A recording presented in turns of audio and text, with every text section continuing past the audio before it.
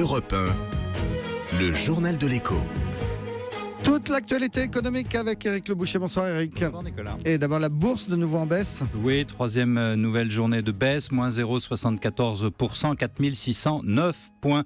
Mauvaise nouvelle d'exportation chinoise, mauvaise inflation aussi en Chine, alimente le climat. Le chiffre du jour. L'Allemagne qui abaisse sa prévision de croissance pour cette année, 1,7% contre 1,8%.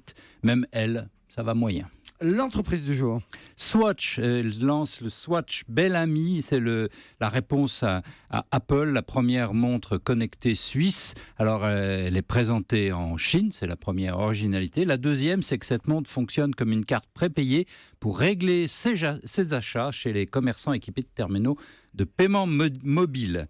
Donc après la Chine, elle sera présentée en Suisse et aux États-Unis. Le fait du jour, Éric Le Boucher, c'est l'inflation qui est toujours aussi basse en France. Les prix n'ont pas bougé en septembre. Inflation zéro.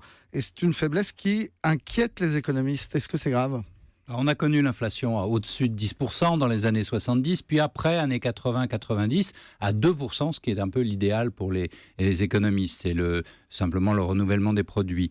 Et puis ensuite, année 2000, on est tombé à 1%, moins de 1%, et voilà que depuis 2 ans, nous sommes à moins de 0,01%, donc en gros à 1%. La crainte des économistes, c'est qu'on tombe encore plus bas dans la zone négative, parce qu'à ce moment-là, on serait en déflation, et quand on est en déflation, c'est très simple, votre voiture que vous voulez acheter, dans 3 mois, elle coûtera moins cher, donc vous ne l'achetez pas, vous attendez, et donc ça creuse la consommation et ça détruit la croissance. Voilà ce que redoutent les économistes. Alors aujourd'hui, on a une inflation très basse, ça c'est sûr, 0, vous l'avez dit, en France, même négative quand même en Espagne, négative en Italie, mais il n'y a pas de contraction, en tout cas en France, de la consommation. Les salaires sont plutôt à la hausse dans beaucoup de pays, États-Unis, Grande-Bretagne, Allemagne, mais aussi un peu en France.